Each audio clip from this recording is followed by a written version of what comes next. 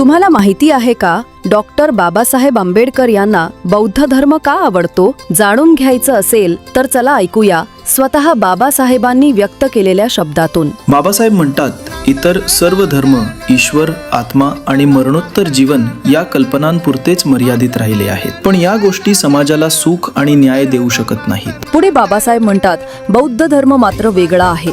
तो देतो 3 अनमोल तत्वे. 1. प्रज्ञा म्हणजेच विवेकबुद्धी. तर्क, अंधश्रद्धेविरोधी विचार. 2. करुणा. दुसऱ्या शब्दात सांगायचं झालं तर प्रत्येक सजीवाबद्दल प्रेम, सहानुभूती आणि दया.